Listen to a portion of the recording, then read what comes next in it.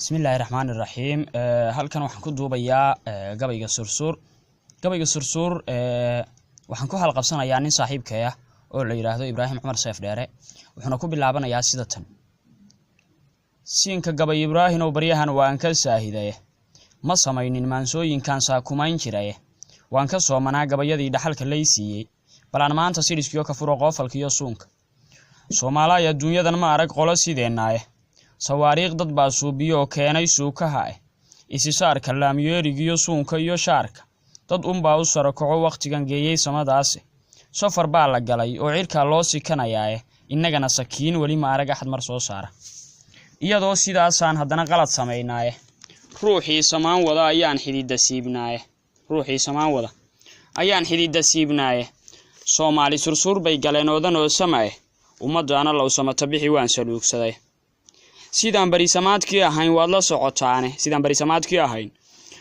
la socotaane saban agteediyo xilligiina siyaad fiiri Soomaali way wada idlayd saanad iyo xoogba seeriga rag baa yeerin jiray subax ka soo noolba sufuuftana haween baa ku jiray akayaal sidaye inay cadow surgooyaan ayay subax ku dhaarteen sugorda baa ku dhacay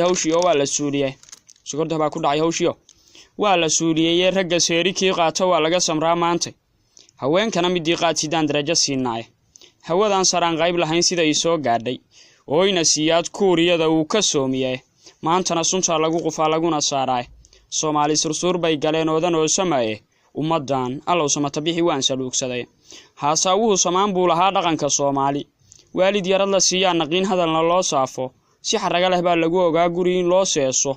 sugorda baa ku dhacay hawshii oo waa la suuliyay qudba siro waxay leeyihiin baana saahumaye allow sahal umuuraha dibba